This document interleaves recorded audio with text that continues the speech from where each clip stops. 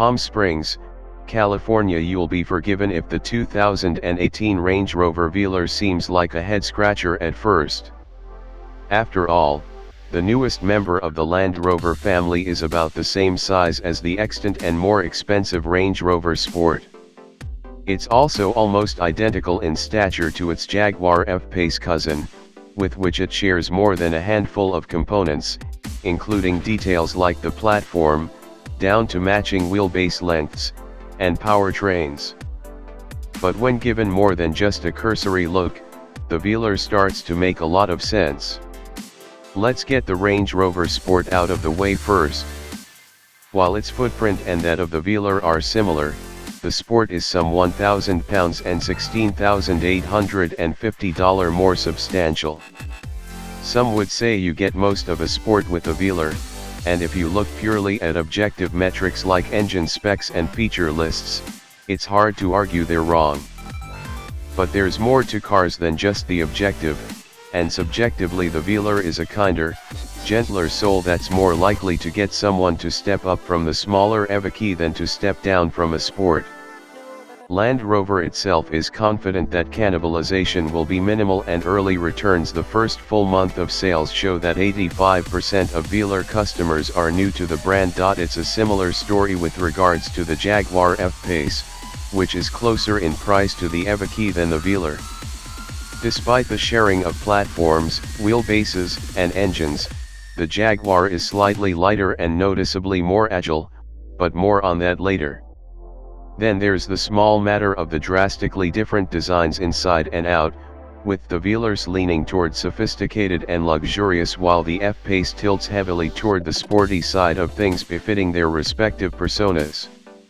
Speaking of design, the Velars is the cleanest and prettiest expression of Range Rover's contemporary design language. Almost devoid of hard edges, the Velar boasts minimal lines on the side, and the cleanliness is amplified by the trick-retracting door handles. In a way, the sheet metal is almost too smooth, at least to eyes used to busy fascias and excess creases that do little but create visual noise. The minimalist saga continues inside the airy cabin, which packs the latest in touchscreen technology. The dash is clean and elegant, and physical controls have been reduced to the bare necessities: a volume knob and a pair of rotary dials that resemble temperature switches, but actually control multiple functions, depending on which screen you select. Everything else is a touchpoint that simulates the button experience. Think the button on the iPhone 7, via force feedback, as are the steering wheel mounted controls. Land Rover's interface designers made the most out of the new Touch Pro Duo system's twin 10-inch screens, intelligently separating navigation and entertainment functions. Top screen, from climate control and vehicle settings; bottom screen. It's quick and responsive, better than the setup in our Four Seasons Jaguar F-Pace, and the only gripe possible is the lack of Apple CarPlay and Android Auto. Be sure to spring for the 1600-watt, 23-speaker Meridian sound system, which will massage your ears as pleasantly as the seat's massager will work your back or execute a violent and brutal oral assault on your neighbors, if that's more your thing. When it comes to the mechanical soundtrack, Velar buyers have three choices: 2 gasoline and 1 diesel. All are mated to a ZF Source 8-speed automatic, which does an excellent job of managing ratios regardless of which power plant drives it. The base engine is the gas-sipping version of JLR's new Ingenium 2.0-liter Turbo 4, a smooth and refined mill that delivers a smooth stream of power and provides a good punch when the need or urge to bury the right side pedal into the floor arises, thanks to its 247 HP and 269 lb-ft output peaks, the latter coming on at a mere 1,200 RPM. Land Rover claims a respectable 0 to 60 miles per hour time of 6.4 seconds and a healthy 50 to 75 miles per hour passing performance of 4.7 seconds, which came in handy when the time came to go around slow-moving traffic on a twisty 2-lane. It's also reasonably fuel-efficient. Option 2 is the diesel-powered version of that 2.0-liter Turbo 4, which makes 180 HP and 317 lb-ft of torque. It would be a stretch to call it quick, or even sprite, as hitting 60 miles per hour takes 8.4 seconds, but it does get 26 mpg city and 30 mpg highway per the EPA. And it's quite quiet to the point that it doesn't really sound like a diesel at all, so don't expect to pick one out of a lineup just by listening for the clatter. Most of our time, including the off-road portion, was spent in a Velar powered by the third engine offering, the stalwart 3.0-liter supercharged V6. It combines 380 HP with 332 lb-ft, propelling the 4,471-pound SUV. The V6 is the heaviest of the three variants, outweighing the gasoline 4x254 pounds and the diesel 4x112 to 60 miles per hour in 5.3 seconds, about on par with the Mercedes-AMG G65, to pick one random example.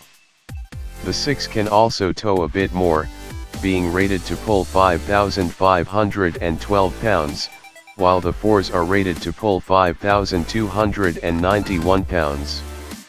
Its droning soundtrack isn't for everyone, however, and unless you really want the extra zip or plan on getting your Range Rover dirty and possibly beat up, you'll be well served by one of the two 4-cylinder engines. There are several elements that make the V6 the engine of choice for would-be off-roaders. First and foremost, of course, is the extra torque on offer. Second is the adjustable air suspension, which comes standard on all V6 powered Velars. It makes for a bouncier ride on road than the traditional coil spring suspension, but whereas a Velar with the standard coil suspension only has 8.4 inches of ground clearance, with the air suspension, the adjustable suspension equipped one gets to boast as much as 9.9 inches at speeds up to 32 miles per hour. Third, the optional active locking rear differential is only available on V6 models. Unlike traditional locking differentials, it doesn't actually lock, but rather allocates torque distribution based on load transfer and friction. Throw in Land Rover's terrain response and all-terrain progress control systems, and what you have is a Range Rover with the off-road ability of, well, a Range Rover. Despite the soft-looking sheet metal, this rig doesn't go soft when the road gets hard, even while wearing its stock Pirelli Scorpion Verde all seasons. Size 255/50 R20 on the mid-range Velar R Dynamic SE we occupied. Wheel sizes range from 18 to 22 inches, depending on the trim. The Velar expertly and confidently handled the tricky trail through the eastern San Bernardino Mountains, its forward progress easily managed either by human inputs or the ATPC, which will crawl you along at your chosen speed within its operational range of 2.2 miles per hour and 18 miles per hour. Even some of the hardened off-roaders on hand appeared impressed, and I'm not talking about the instructors charged with making sure we journalists kept the cars shiny and smooth. Out of the hills and back in the land of cell reception, the Velar offered a comfortable and luxurious cruise, soaking up bumps and keeping wind and tire noises outside the cabin where they belong. As mentioned earlier, the air-sprung V6 felt bouncier on uneven pavement, and seemed to offer a bit more body roll through the turns. Neither setup offered as much confidence as that of our Jaguar F-Pace, and steering leans toward the looser side of things, but sporty driving isn't the Velar's mission, either. Still, it'll happily manage a mountain road at the posted speed limit without making the rear passengers decorate the leather with their lunches on the way up to the ski chalet. While some may find the Velar's design to be so smooth that it lands in their personal uncanny valley, there is no question that this Range Rover is smartly positioned and well executed.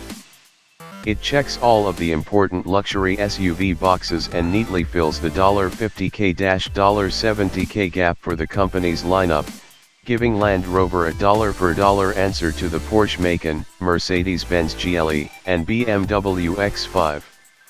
Given the appeal of the Range Rover brand and the Velar's adherence to its brand values, this Brit should give the Germans plenty to worry about.